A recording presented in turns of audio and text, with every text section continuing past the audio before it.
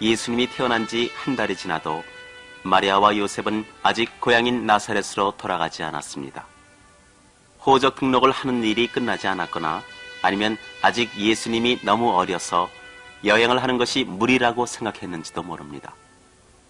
이렇게 마리아와 요셉이 베들레헴에 머물러 있는 동안 색다른 일이 일어났습니다. 옛날 동방, 지금의 서아시아 지방에는 별을 연구하는 박사들이 있었습니다. 물론 망원경 같은 것은 구경도 못하던 시대였으므로 오늘날의 천문학자들과 같은 지식을 갖고 있지는 못했습니다. 그래도 천체에 대해 많은 공부를 하여 수많은 별의 위치도 알고 있었으며 별의 움직임에 대해서도 아는 것이 많았습니다. 박사들이 살던 곳은 유대 나라의 동쪽 바사 부근으로 추측됩니다. 바사 지방은 공기가 맑아서 밤하늘에 반짝이는 별이 아름답게 보였을 것입니다. 어느 날 밤 하늘을 쳐다보고 있던 박사들은 수많은 별 가운데서 처음 보는 별 하나가 유난히 아름답게 반짝이고 있는 것을 발견했습니다. 박사들의 가슴은 두근거렸습니다. 별을 자세히 바라보고 있으려니까 그 별이 조금씩 움직이고 있는 것이 아니겠습니까? 박사들의 놀라움은 더욱 커졌습니다. 그들은 대체 저 별이 무엇을 뜻하고 있는 것일까 하고 궁금해했습니다. 그 당시에는 유달리 아름답게 반짝이는 새로운 별이 나타나면 거기에는 반드시 무슨 뜻이 있는 것으로 생각했습니다. 장차 위대한 왕이 되거나 장군이 될 사람이 태어난 징조라는 것이었습니다. 그리하여 박사들은 이 신기한 별을 발견했을 때 이것은 분명히 새로운 왕이 태어난 것을 알려주는 것이라고 굳게 믿었습니다. 저렇게 큰 별은 도대체 이 세상에 어떤 왕이 태어난 것을 알려주는 것일까? 박사들은 직접 눈으로 보고 와야겠다고 마음먹었습니다. 박사들은 값진 선물을 마련하여 낙타를 타고 사막을 가로질러 여행을 시작했습니다. 더운 낮에는 잠을 자고 밤이 되어 시원해지면 별을 따라 여행을 계속했습니다. 이윽고 박사들은 예루살렘에 도착했습니다. 거리의 사람들은 옷차림이 훌륭한 박사들을 신기한 듯 바라보았습니다. 무엇을 하는 사람들일까? 어디서 왔을까? 거리에 들어선 박사들은 낙타를 멈추고 길 가는 사람에게 물었습니다. 유대인의 왕으로 나신 분이 어디 계시오? 우리는 동방에서 별을 보고 그것을 알았지요. 그래서 그분에게 경배하러 이렇게 찾아온 것입니다.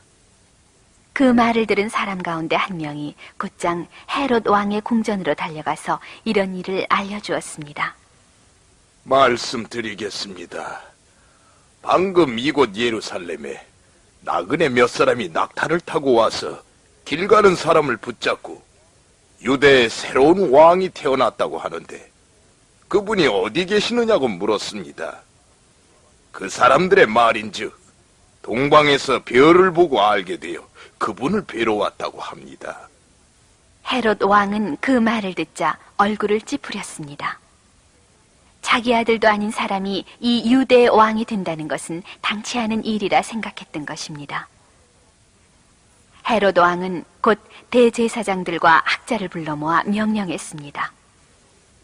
성경에는 그리스도가 어디서 태어난다고 했는지 조사하여 보라. 대제사장들과 학자들은 성경을 연구하는 것이 일이었기 때문에 그러한 것은 잘 알고 있었습니다. 그리스도께서는 베들레헴에 태어나실 것입니다. 성경에는 유대 땅 베들레헴아, 너는 결코 유대의 고을 중에서 가장 작은 고을이 아니다. 내게서 한 다스리는 자가 나와 내 백성 이스라엘의 목자가 될 것이다 라고 쓰여져 있습니다. 이 말을 들은 헤롯 왕은 곧 나그네들을 불러오게 하여 그 별을 본 것이 언제 일이냐고 물었습니다. 그들이 본대로 대답하자 헤롯 왕이 말했습니다. 그럼 베들레헴으로 가서 그 아기가 태어났는지 알아본 후에 나에게도 알려주시오. 나도 그 아기에게 경배하러 가겠소. 그러나 헤롯은 새로 태어난 왕에게 경배할 생각이 조금도 없었습니다. 그는 더할 수 없이 고약한 성미를 가진 사람이었으며 장차 틀림없이 왕이 될 악이라면 당장 죽여버려야겠다는 것이 그의 속셈이었습니다. 동방에서 온 박사들은 헤로드 왕의 궁전에서 나와 베들레헴으로 향했습니다. 그곳에서 베들레헴까지는 얼마 안 되는 거리였습니다. 그들은 그때 그 별이 밤하늘에 여전히 아름답게 빛나고 있는 것을 보고서 기뻐했습니다. 별은 조금씩 움직이고 있었습니다. 저 별은 틀림없이 아기가 태어난 곳으로 안내해 줄 것이다 하고 박사들은 생각했습니다. 과연 별을 따라가니 베들레헴에 이르렀습니다. 그리고 아기 예수님이 있는 집 위에서 그 별은 멈추었습니다. 박사들은 집 안으로 들어갔습니다. 그들은 별을 따라 멀리 여행한 보람이 있어 아기 예수님을 만날 수 있었습니다. 그들은 아기에게 무릎을 꿇고 절을 했으며 가지고 온 황금과 유향과 몰약을 예물로 바쳤습니다. 이렇게 하여 박사들은 아기 예수님이 있는 곳을 알아냈지만 헤로드 왕에게로 돌아가서 보고하지는 않았습니다. 하나님께서는 예수님을 지키기 위해 박사들의 꿈에 나타나셔서 헤로드 왕에게로 가서는 안 된다고 알려주셨던 것입니다. 그리하여 박사들은 왔던 길과는 다른 길로 자기들의 나라에 돌아갔습니다. 박사들이 돌아간 다음 하나님의 천사가 요셉의 꿈에 나타나서 요셉에게도 알려주었습니다. 곧 아기와 아기 어머니를 데리고 이곳을 떠나 애굽으로 가라. 그리고 내가 일러줄 때까지 돌아오지 말아라. 헤롯이 아기를 찾아 죽이려 하고 있다.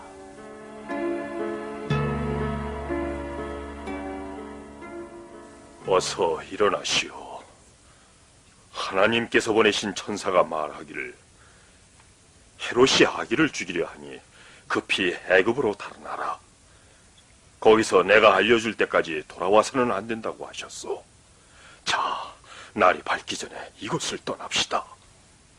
마리아는 급히 옷을 갈아입고 짐을 꾸렸습니다. 그러는 동안 요셉은 마리아를 태우고 갈 나귀를 준비했습니다. 준비가 끝나자 그들은 곧 길을 떠났습니다. 마리아는 귀하신 아기 예수님이 춥지 않게 포근한 강보에 싸서 품에 안고 나귀에 올라탔습니다. 그리고 어둠 속을 몰래 빠져나왔습니다. 아침 해가 뜰 무렵 그들은 벌써 베들레헴에서 멀리 떨어진 곳에 이르렀습니다. 그들이 이처럼 먼 곳까지 온 것은 대단히 다행스러운 일이었습니다. 박사들이 예수님께서 태어나신 곳을 알려주지 않고 돌아가 버린 것을 안 헤롯 왕은 화가 머리끝까지 치밀어 올랐습니다. 그리하여 무슨 수를 써서든지 앞으로 왕이 될 아이를 찾아내어 죽여버리라고 명령했습니다. 그러나 왕이 될 아이를 찾아내지 못하자 헤롯은 베들레헴의 어린이 가운데서 2살 이하의 사내 아이는 모두 죽이라고 명령했습니다. 이렇게 하면 앞으로 왕이 될 아이도 틀림없이 죽일 수 있을 것이라고 생각했던 것입니다. 그러나 헤롯이 아무리 애를 써도 하나님의 아들을 죽일 수는 없었습니다. 예수님은 안전하게 애굽으로 피신해 있었습니다. 예수님은 바람에 흔들리는 종려나무 그늘에서 어머니 품에 안겨 있었던 것입니다. 밝은 애굽의 태양은 예수님이 무사히 피신해 온 것을 기뻐하듯 비춰주고 있었습니다. 한편 베들레헴에서는 눈뜨고 참아 볼 수 없는 일이 벌어지고 있었습니다. 병사들은 아기가 있는 집은 하나도 빼놓지 않고 찾아다니며 울부짖는 어머니 품에서 아기를 빼앗아 죽였습니다. 그러나 얼마 후 악독한 헤롯도 죽고 말았습니다. 헤롯이 죽고 나자 천사가 다시 애굽에 있는 요셉의 꿈속에 나타나서 말했습니다. 일어나거라. 아기의 목숨을 노리던 자들이 죽었으니 아기와 아기의 어머니를 데리고 이스라엘로 돌아가거라. 요셉은 곧 예수님과 마리아를 데리고 다시 이스라엘로 돌아왔습니다. 그러나 헤롯의 아들이 새 왕이 되었기 때문에 왕이 살고 있는 예루살렘 가까이 가는 것을 피하고 예루살렘에서 북쪽으로 멀리 떨어진 나사렛으로 향했습니다. 예수님은 거기서 어린 시절을 보냈습니다. 요셉이 목수였기 때문에 나사렛 사람들은 이따금 요셉의 일을 돕는 예수님의 모습을 보았을지도 모릅니다. 조그마한 나사렛 동네에서 지내는 동안 예수님은 키도 잘하고 용모도 훌륭한 소년이 되었습니다. 요셉이 목수였기 때문에 예수님은 요셉의 목수 일을 도왔습니다. 또한 예수님은 남달리 영리하여 아이들은 누구나 다 예수님의 말을 잘 들었습니다. 예수님은 보통 어린이와 마찬가지로 건강한 사내아이였습니다. 그러나 단 한 가지 보통 아이들과 다른 점이 있었습니다. 그것은 더없이 맑은 마음을 지니고 있었다는 것이었습니다. 예수님은 단 한 번도 나쁜 짓을 한 일이 없었으며 나쁜 생각을 가져본 적도 없었습니다. 예수님은 하나님의 아들이었기 때문에 죄를 지을 수가 없었던 것입니다.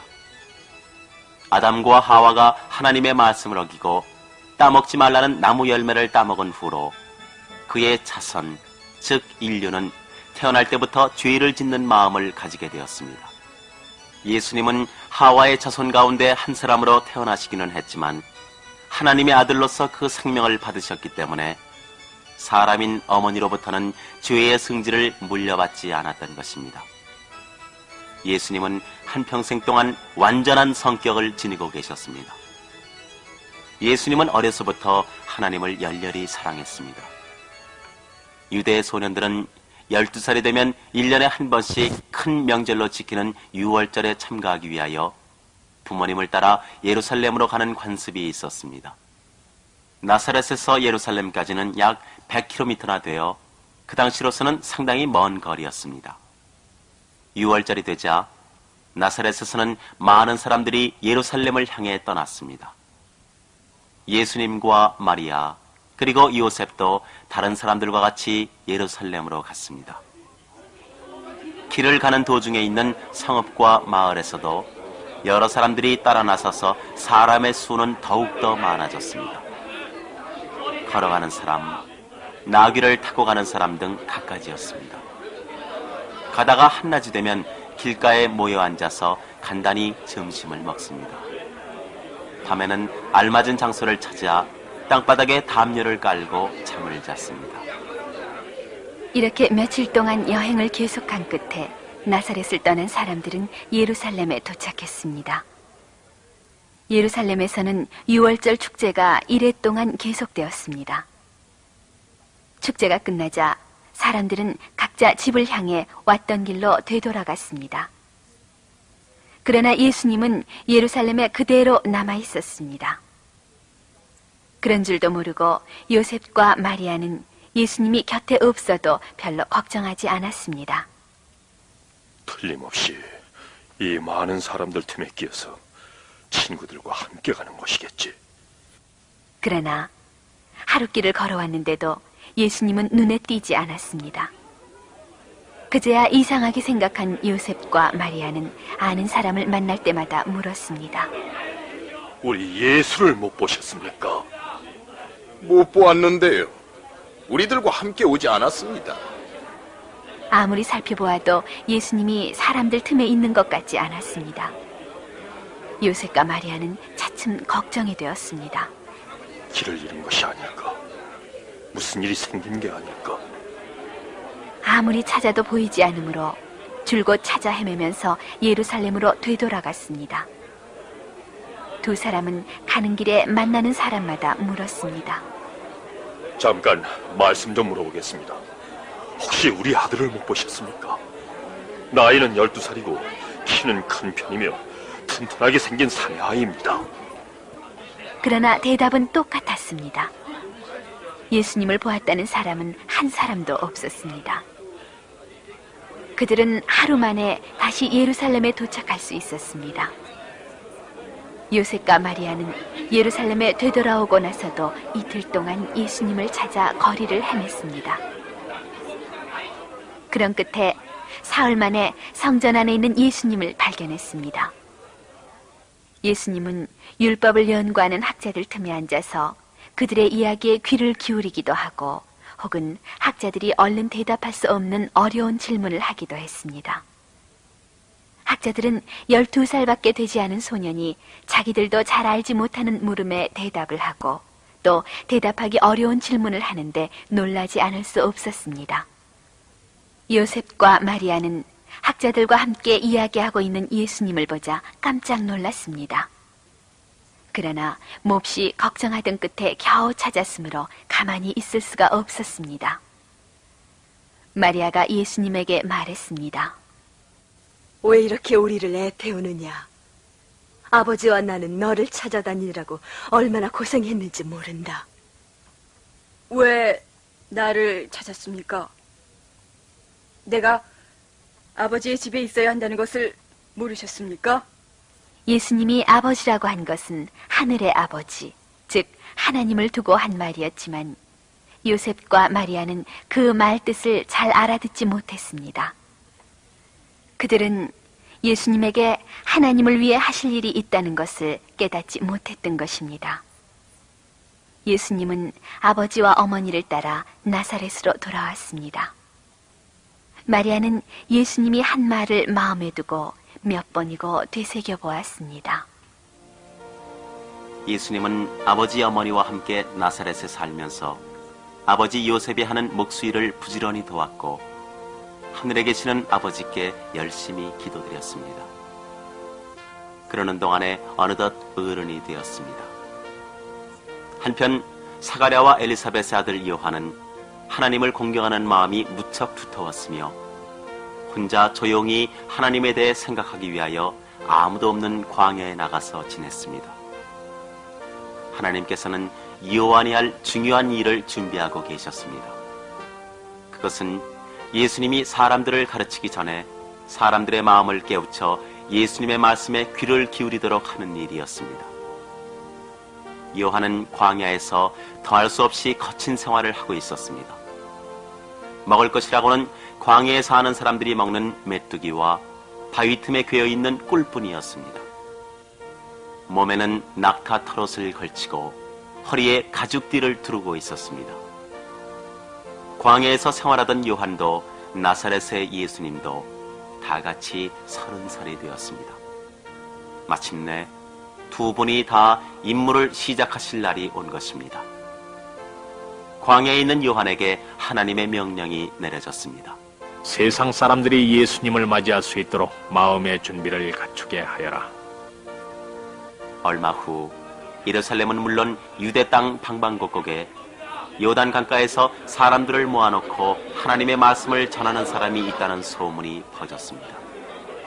그 사람은 생김새가 거칠고 우스꽝스러운 모양을 하고 있다는 것이었습니다. 몸에 걸친 것이라고는 낙타의 털옷을 두른 뒤 허리에 가죽띠를 맨 것뿐이라고 했습니다. 대체 저 사람은 누굴까? 어디서 온 사람일까? 사람들은 저마다 얼굴을 맞대고 수군거렸지만 그를 아는 사람은 아무도 없었습니다. 아마도 지금까지 광야에서 살고 있었나 보다. 하나님을 섬기는 사람일 거야. 어쩌면 예언자일지도 몰라. 이렇게 수군거리는 사람도 있었습니다. 소문이 퍼져나가자 요한의 이야기를 들으려고 많은 사람이 모여들기 시작했습니다. 이렇게 모여드는 사람들에게 요한은 사람이 얼마나 많은 죄를 짓고 있는가를 알려주었습니다. 그리고 죄에서 돌아서서 회개하고 세례를 받아 하나님을 만날 준비를 갖추라고 외쳤습니다. 죄악의 길에서 돌아서라. 도끼가 이미 나무 뿌리에 닿았으니 좋은 열매를 맺지 않는 나무는 다 찍혀 불 속에 던져질 것이다. 죄를 회개하라고 외치는 요한의 말을 듣고 사람들은 자기들의 마음이 얼마나 때묻어 있는지를 비로소 깨닫게 되었습니다. 그들은 다투어 요한에게 찾아와서 말했습니다. 제 잘못을 깨달았습니다. 앞으로 올바르게 살기로 결심했으니 부디 저에게 세례를 베풀어 주십시오. 이렇게 하여 죄로 물든 생활에서 벗어나고 하나님을 공경하는 생활로 되돌아가게 된 사람이 차츰 늘어났습니다. 사람들 사이에서는 소문이 두루 퍼져나갔습니다. 저 요한이란 분이야말로 우리들이 애타게 기다리던 그리스도가 아닐까? 아니면 예언자 엘리야가 되살아난 것이 아닐까? 마침내 예루살렘에 사는 유대인들은 요단 강가에서 사람들에게 세례를 베풀고 있는 요한이 어떤 사람인지 제사장과 레위 지파 사람들을 보내어 알아보도록 했습니다. 레위 지파 사람들은 요한을 찾아가서 물어보았습니다. 당신은 대체 누구십니까? 우리들이 기다리고 있는 그리스도가 아니십니까? 아니요. 나는 그리스도가 아닙니다. 그렇다면 엘리야입니까? 엘리야도 아니요. 대체 당신은 누구십니까? 우리들은 그것을 알아보려고 이렇게 찾아왔습니다. 그럼 말하겠소. 나는 주의 길을 닦고 바르게 하라 하고 광야에서 외치는 자입니다. 그리고 자기 뒤에 오실 분은 자기보다 몇 배나 더 훌륭하며 자기는 그분의 신발끈을 풀어드릴 만한 자격조차 없다고 설명해 주었습니다. 그분이란 바로 예수 그리스도를 두고 하는 말이었습니다. 다음 날 요한이 사람들을 모아놓고 설교를 하고 있는데 예수님이 오셨습니다. 그리고 다른 사람들과 함께 요한으로부터 세례를 받았습니다. 예수님이 세례를 받으시고 물에서 밖으로 나오자 갑자기 하늘이 열리며 성령이 비둘기 모양으로 예수님 위에 내려앉았습니다. 바로 그때 눈부신 빛이 사방에 비치며 하늘에서 엄숙한 음성이 들려왔습니다. 이는 내 사랑하는 아들, 내 마음에 드는 아들이다.